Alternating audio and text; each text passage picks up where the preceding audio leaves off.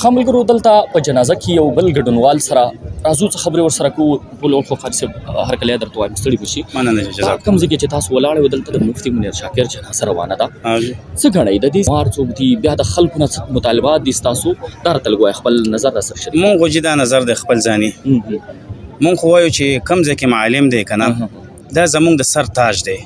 مونږ په دې کې افراتفری نه کوو، مونږ په دې کې دا خبر نه کوو چې دا د پنجپیر سره تعلق ساتي، دا د اهل حدیث سره تعلق ساتي، دا چې کوم دی علماء دیوبند سره تعلق ساتي. مونږ وایو په نوم عالم له حفاظت ورکړي شي. اګه هر څوک مونږ د پاره مفتی منیر شاکر صاحب زمونږ د سر تاج دی. هغه مفتی منیر شاکر دی که مولانا حمید الحق صاحب دی که شیخ حسن جان شهید رحمت الله علیه دی، دا ټول مونږ د پاره د سر تاجونه دي.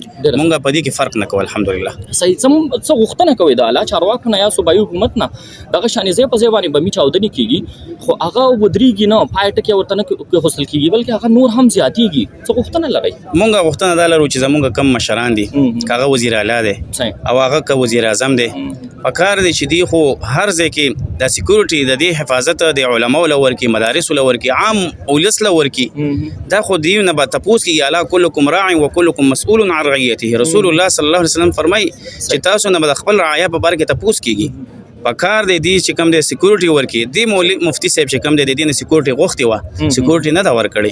پکار چې کوم دی د کم عالم ټارګټ شوی وي کم عالم ته نقصان دغه وي مشکلات وي هغې د دې حفاظت وکړي. دا په دې باندې لازم ده په دې مشرانو باندې.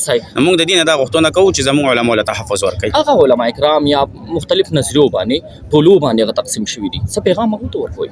مونږ ټول علماو ته دا پیغام ورکو چې دا ټول امت یو موټی شي.